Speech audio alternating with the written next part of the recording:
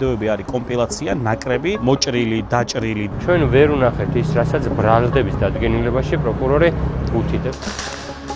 Მტკიცებულებები არ ასახავს რეალურად იმ ვერსიას, რასაც ბრალდების მხარეს ცდილობს რომ დაადასტუროს სასამართლოს წინაშე და უფრო მეტიც შეიძლება რიგ შემთხვევაში იყოს დაცვის მხარის სასარგებლო. ვიდეოები არის კომპილაცია, ნაკრები, მოჭრილი, დაჭრილი და შემდეგ ხელახლა ეგრეთ წოდებული გადაკერებული ვიდეო კადრები. შეუძლებელია იმის თქმა თუ რა ვითარება, როდინდელი ვითარება, ან ვინ არიან ასახული მათზე. იდენტიფიცირება მომხდარი არის ექსპერტიზის მიერ ოღონდ კონკრეტული კადრის, არა მთლიანი კადრებისაგან გრძობითად, არამედ ვიდეონარ არის მოჭრილი ერთი კადრი, ერთი ფოტოსურათი და ეს არის სწორედ იდენტიფიკაციის წყარო. სხვა იდენტიფიცირება მუდმივი ან განგრძობითი ხასიათისა ჩვენ არ გვაქვს. ამასთან ამ ვიდეოებში არ ჩანს ერთი ზიანის მიყენების ფაქტი, არც ერთი პირის ან არც ერთი ქონების მიმართ. მეტიც შინაგან საქმეთა სამინისტროს თანამშრომლები იყვნენ მოყვანილი მოწმის სახით წინა პროცესებზე, რომლებმაც თქვეს, რომ ზოგმა მათგანმა მიიღო დაზიანება პარლამენტის უკან, ზოგმა პარლამენტის წინ, ზოგმა აბსოლუტურად სხვა ადგილას, თუმცა ერთმანეთთან არავით არის შემხებლობა არ ქონიათ ისევ როგორც ამ პოლიციელებს ამ დაზიანებების მიღების დროს, ასევე არც ბრალდებულებს, მათ შორის არც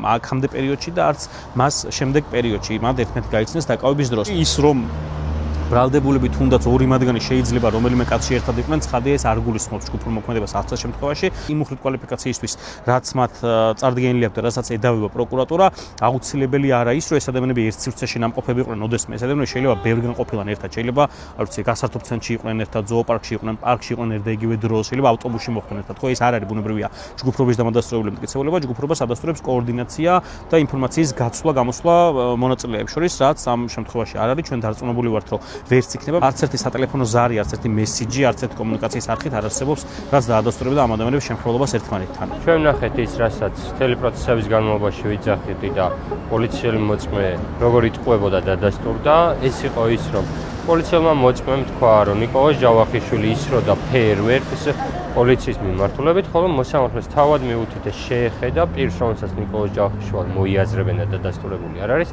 რა მიმართულებით ისრვის და დადასტურდა, რომ ამ ვიდეოზეც, რომელიც ბრალდების მხარეს აქვს მოტანილი, ეს პიროვნება ჰაერში ისრვის ფეერვერკს, ეს ვერც ერთ ვიდეო მასალაში ჩვენ ვერ ვნახეთ. პირველი რომ ჯგუფური ძალადობა იყო განხორციელებული მათი მხრიდან, რაიმე კომუნიკაციაში იყვნენ ვინმესთან. მეორე, ჩვენ ვერ ვნახეთ ის, რასაც ბრალდების დადგენილებაში პროკურორი უთითებს და მესამე ვნახეთ ის, რომ ვიდეო მასალა სრულად აცდენილი არის გამომძიებლების მიერ შედგენილი დათვალიერების ოქმს, რაც პირდაპირ არის მხილება იმის, რომ აღნიშნული გამომძიებლები იტყუებოდნენ. სწორედ ერთ-ერთი მიზეზიც ეს არის, რატომაც მედია საშუალებებს მაგალითად არ უშვებენ პროცესზე, რადგან ეს უკვე აღარ გაშუქდეს და საზოგადოებამდე არ იქნას მიტანილი.